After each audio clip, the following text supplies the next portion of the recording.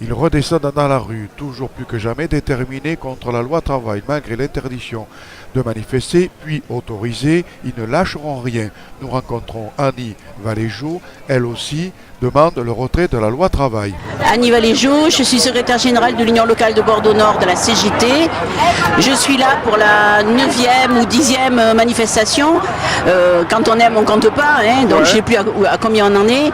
Contre la loi de El Khomri et surtout contre le fait que le gouvernement est de plus en plus répressif et nous rappelle malheureusement des vieilles histoires entre les deux guerres mondiales, à savoir une proche de la dictature et surtout un gouvernement qui se disait socialiste, pour lequel d'ailleurs je reconnais que j'ai voté, et ça sera terminé, je ne voterai plus jamais socialiste, car ils font la même politique que la droite, sinon pire. Donc cette loi El Khomri, nous sommes à la CGT ainsi que 6 autres organisations confédérales, nous sommes contre cette loi El Khomri, surtout pour les 4 articles qui sont particulièrement répressifs sur la représentativité syndicale, sur les indemnités prud'homales et sur la médecine du travail. C'est surtout pour ces articles-là que nous sommes dans la rue aujourd'hui avec un maximum de personnes. Voilà. Valls ne veut pas retirer ce projet. Pour vous, la lutte continuera malgré que ce projet ne sera pas retiré par Manuel Valls et par François Hollande. C'est ce qu'ils disent, qu'ils ne vont pas le retirer. Mais de toute façon, ils n'auront pas d'autre choix que le retirer. Une fois, ce que le gouvernement fait, la rue peut le défaire. Hein. C'est pas nouveau, c'est ce que l'on pense tous ici, toutes les organisations syndicales, c'est ce qu'elles pensent. C'est pour ça qu'on est dans la rue avec un maximum de personnes et qu'il y a le maximum de grèves actuellement en France. Alors c'est vrai que les médias ne parlent pas toujours des grèves, bien au contraire, parlent plus facilement de l'Euro de foot pour lequel le gouvernement n'a pas hésité à mettre des millions d'euros dans les fan zones et ailleurs. Et par contre, quand il s'agit de lâcher une toute petite augmentation, là, il est beaucoup plus radin.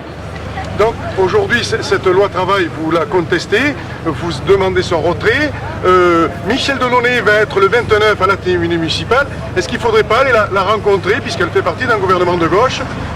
Oui, si on a des illusions encore sur ce gouvernement, pourquoi pas. Personnellement, je n'irai pas. D'accord, non, c'était juste une info que je vous donnais. C'est simplement une info. Des jeunes se battent dans tous les fronts, il y a des manifestations partout.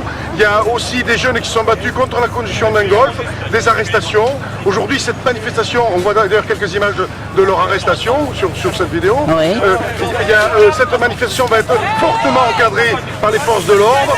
Est-ce que c'est une nouvelle force de ce gouvernement pour encadrer les manifestations, pour ne pas qu'il y ait des débordements? Oui, certainement, mais moi je tiens à rappeler que nous ne sommes pas du tout des casseurs et que ce qui s'est passé à Paris, moi j'y étais le 14 juin, et il y avait plusieurs centaines de casseurs qui étaient bien avant notre manifestation.